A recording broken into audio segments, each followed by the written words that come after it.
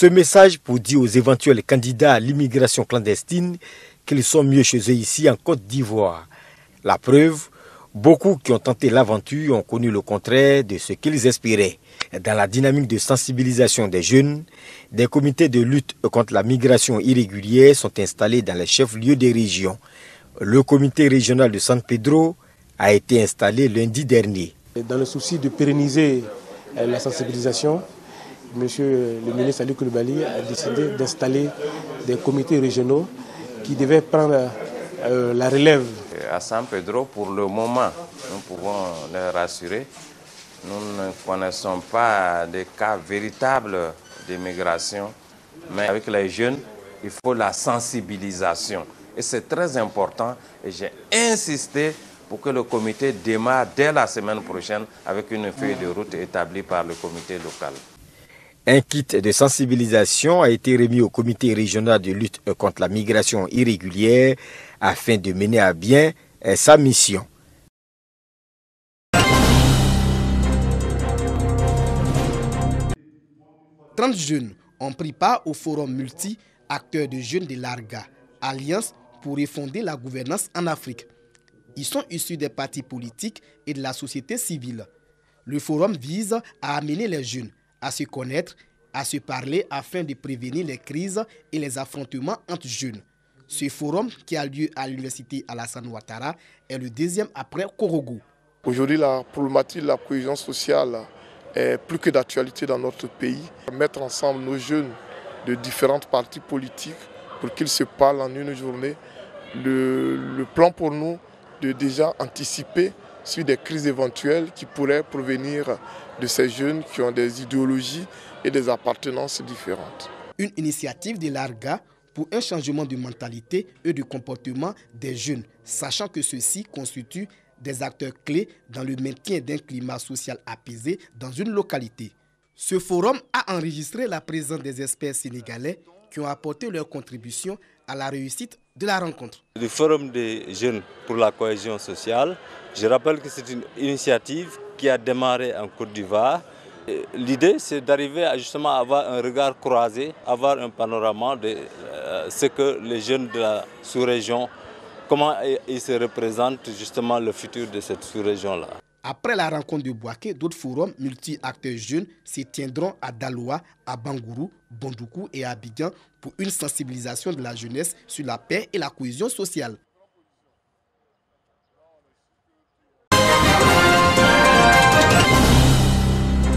Voici le bâtiment qui abritera le centre de santé du village de Djobala.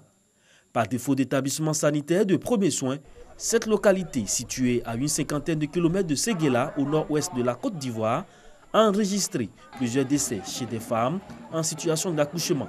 J'ai perdu ma maman en 2001. On voulait éviter l'OPI, mais l'OPI est arrivé par faute de centre de santé. Nous avons besoin d'une maternité. Aujourd'hui, l'espoir est donc permis. Metola Coulibaly, un fils du village, a pris l'engagement d'achever les travaux. Occasion pour le président de la mutuelle de développement de Djobala d'inviter les cadres de la localité à s'investir dans l'amélioration des conditions de vie des populations de Djobala. L'État ne peut pas tout faire et partout à la fois. C'est pourquoi nous avons décidé de nous jeter à l'eau nous-mêmes. Peuplé de plus de 1500 âmes, Djobala est raccordé au réseau électrique national.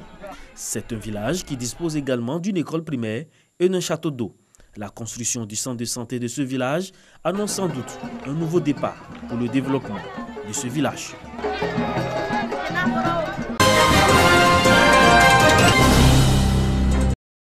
Taboké, village situé dans la sous-préfecture de Doba, département de San Pedro. Ici, les femmes avaient recours à l'eau des marigots ou des puits pour leurs besoins alimentaires. En attendant la construction des pompes villageoises, la société coopérative agricole Kopagani vole au secours de ces femmes rurales. Des filtres à eau leur ont été remis par les différents responsables de cette coopérative agricole. En plus des filtres à eau, de l'engrais a été remis aux femmes afin d'avoir une bonne production agricole. Pour le directeur général de la coopérative, Nguessan Aimé Jean, les producteurs de café cacao doivent se porter bien. En buvant désormais de l'eau potable, ce sont ainsi des maladies qu'ils évitent. Le délégué régional du Conseil du café cacao, Diouda Armand, a quant à lui invité les coopérateurs à dépasser les 6177 tonnes de cacao certifiées qu'ils ont écoulées lors de la campagne précédente.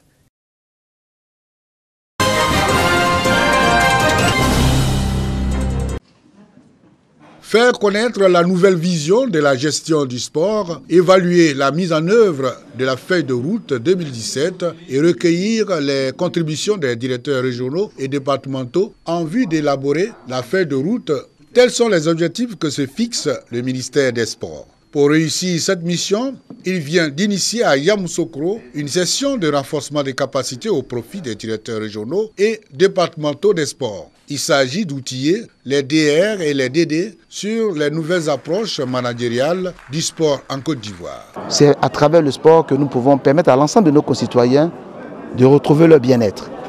Mais aussi et surtout, le gouvernement souhaite que les infrastructures sportives qui vont être importantes dans les 3 prochaines années soient au service de l'ensemble de nos concitoyens entretenus et que la pratique du sport permette de rentabiliser l'ensemble de ces infrastructures pour qu'à travers le sport, nous puissions atteindre un objectif majeur voulu par son Excellence Monsieur le Président de la République, faire en sorte que le sport permette de réconcilier les Ivoiriens, que le sport permette de recréer le sursaut national, la fierté des Ivoiriens. Les participants jugent cet atelier enrichissant. Nous allons plus nous rapprocher de nos populations, leur expliquer la loi du sport qui est déjà élaborée avec les décrets d'application et leur dire quelle est la nouvelle vision du sport en Côte d'Ivoire. Le sport aujourd'hui, tout le monde y gagne. Avec le sport, on peut réussir comme dans d'autres disciplines également. Nouvelle approche managériale du sport. Quelle contribution des services extérieurs? C'est le thème central de ces réflexions qui ont duré 72 heures.